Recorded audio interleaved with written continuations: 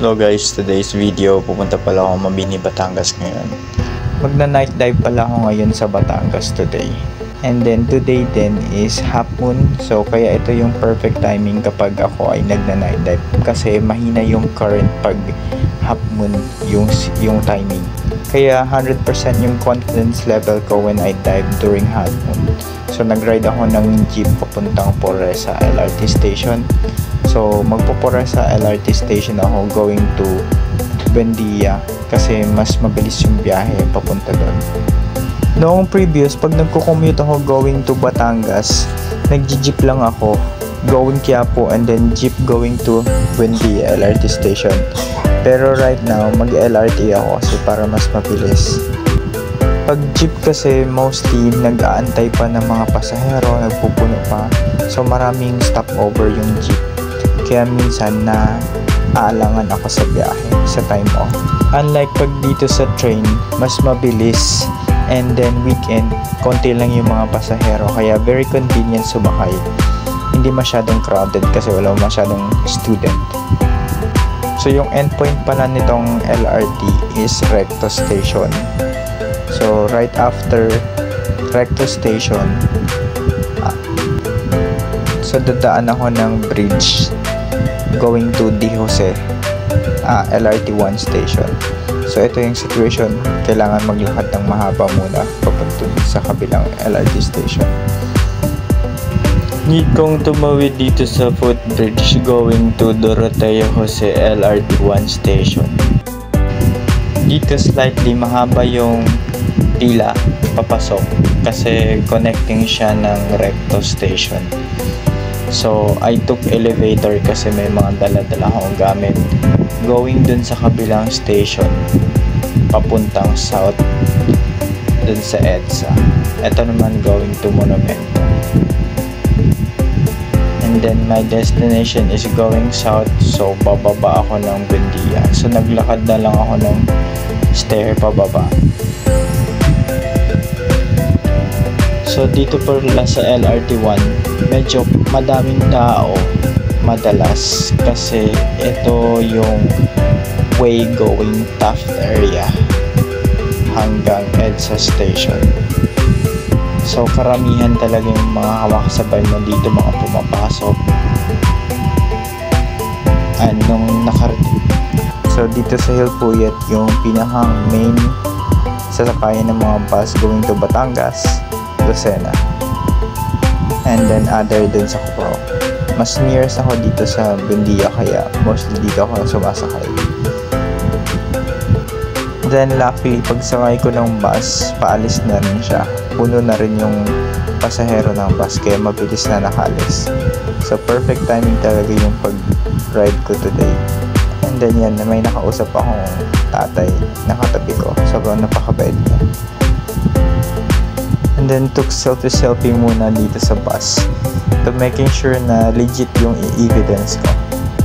One of the things pala na nag-enjoy ako magbiyahe going Batangas galing Manila kasi napakaganda ng view.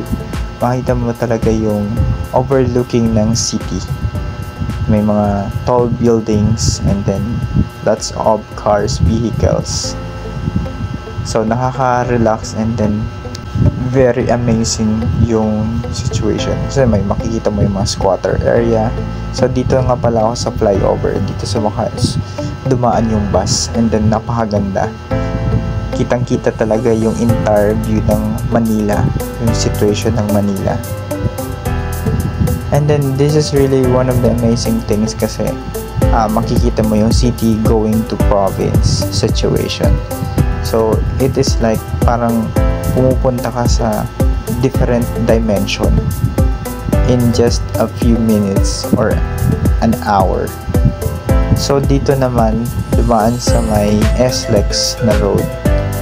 And then pagkababa ko dito sa Grand Terminal, kinuha ko na yung mga gamit ko.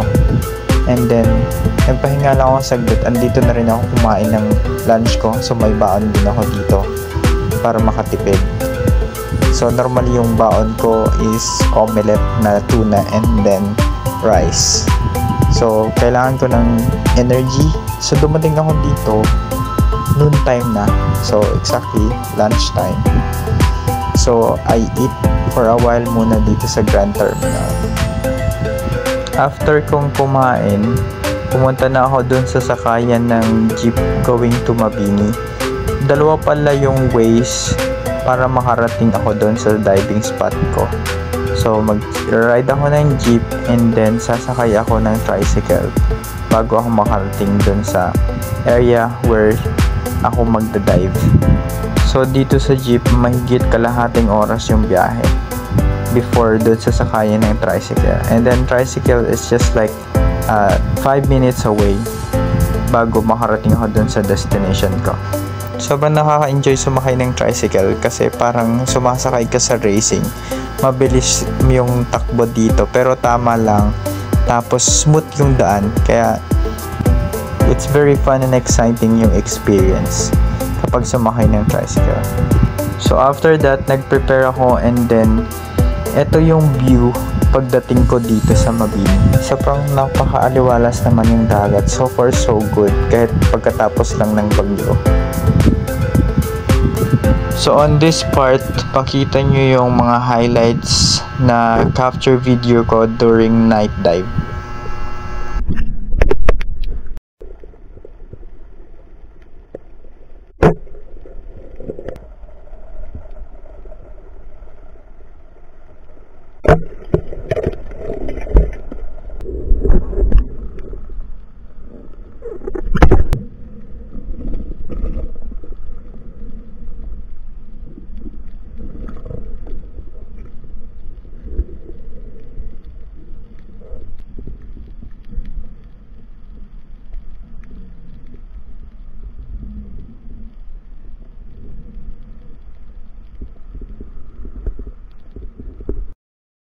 Thankfully, biniyayaan ako ni Lord ng mga huli ko. So far, so good. One of the amazing moment nung paggising ko, makikita mo talaga yung whole area ng dagat sa Mabini. And then, sobrang napaka-calm, napaka-plain nung dagat ngayon, ng early morning. So, makikita nyo dyan, kagigising ko lang, halata naman sa itsura ko. Napaka-amazing tingnan tong dagat talaga na paggising mo, kitang-kita mo talaga yung dagat. Sarap mag-dive ulit. Kaso sobrang pagod na ako. And since may natira pa akong food since yesterday, so kumain lang ako saglit at naglipit. Then luckily nakasakay ako agad ng tricycle going dun sa crossing. So, mapapansin nyo dyan yung itsura ko, mukhang groggy kasi kulang sa tulog. Then good timing again, nakaalis yung jeep kasi puno na agad ng pasahero. Pagpabalik pala doon sa Grand Terminal, yung jeep is hanggang diversion road lang siya. Hindi siya directly pumupuntang Grand Terminal kasi madalang lang yung mga pasahero na pumupuntang Grand Terminal. So nag-drop ako sa diversion road and then tumawid ako ng konti doon sa may sakayan going to Grand Terminal. Dito naman sa diversion road, yung mga sakayan ng jeep going to Grand Terminal, mabilis naman yung mga pasahero mapuno.